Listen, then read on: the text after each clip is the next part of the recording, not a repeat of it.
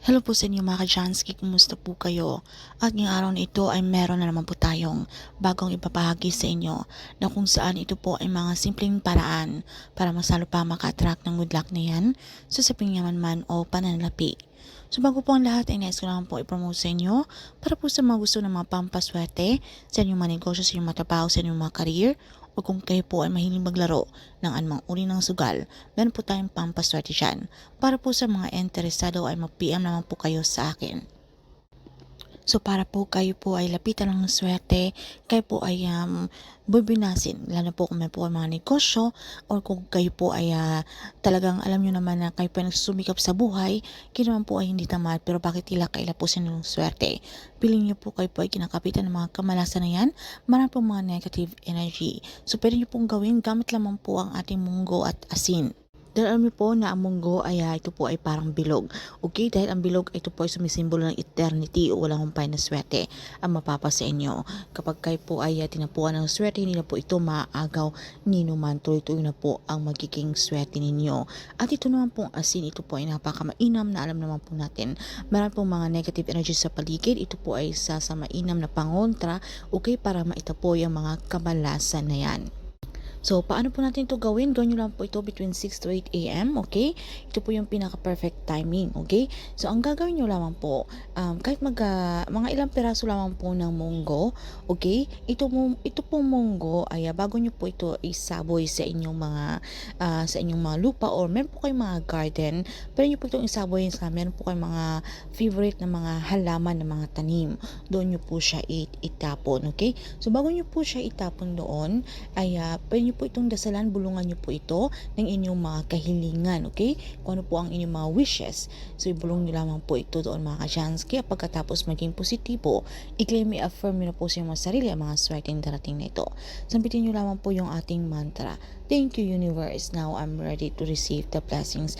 And then pagkatapos, pwede nyo po itong isapoy doon sa inyong mga lupa, okay? Malapit po sa inyong mga favorite na mga tanim. Dahil ang munggo po ay madali pong tumubo, okay? At kapag ito po ay lumago, so ang ibig sabihin nito mga ka-Jansky, kung ano man po ang inyong mga kahilingan, ito po ay mangyayari. So kung ano man po ang inyong mga kahilingan, lalo po kung meron po tayong mga problema sa usaping pananalapi mga ka-Jansky, okay? So, kung dati ay napakabigat ng daloy ng pananalapi sa inyo. So, unti-unti nyo pong maramdaman na magiging magkaan, okay, ang takbo ng inyong pamumuhay. Na kung dati po kayo po ay may mga kapos o gipit sa pera, so magugulat na lang po kayo sa mga windfall o mga swerte hindi nyo po inaasahan. Nakakatok po sa inyong mga pintuan, marami po mga oportunidad ang darating. Ito naman pong asin, isaboy nyo po sa harapan ng inyong mga front door o ng inyong mga main door, okay, sa harapan po, okay, para maalis ang mga kamalasan na yan, or kung meron pong maraming negative energy sa paligid, hindi po makakapasok sa inyong mga tahanan. Dahil ito pong ating mga pintuan, ito po ay nagsisilbing chi energy or positive energy na dapat ito po yung pumapasok sa ating mga tahanan. So ito meron pong mga sa paligid, mga masasamang elemento, mga evil eye, mga inggit na yan mga ka-Jansky. So kailangan meron po tayong pangontra dyan. So kapag ginawa nyo po ito, kailangan malakas po ang inyong paniniwala para ito po ay mag-works sa inyo. Dahil kung kayo po ay nagdadalawang isip, kayo po ay negatibo or kayo po ay sinusubukan nyo lamang kung totoo nga ba ang itong mga pampaswerte.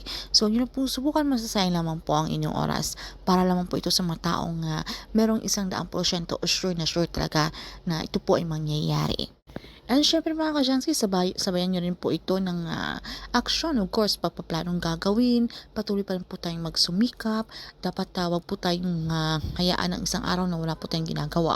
Kung kayo po ay tamad at mag-rely na lamang po sa ito mga pampaswerte, wala po talagang mangyayari mga ka-Jansky. Ito po ay para sa mga taong sila po ay nagsusumikap, sila po ay talagang porsigido. So, tila marami lang po mga negative energy sa paligid, maraming mga inggit, mga evil eye na yan. So, kailangan meron po tayong mga pangontra. So, ito po ay makakatulong, okay, para mas lalo pang lumapit ang swerte na yan. At tandaan natin na sa atin pa rin po ang may control at tayo pa rin po ang gumagawa ng ating kapalaran. Nasa ating kamay ang tagumpay mga ka-Jansky. So, yun naman po at maraming salamat. So, kung meron po kayong mga katanungan o hindi ba masyadong klaro sa topic na ito, ay paki-comment na lamang po sa ibaba.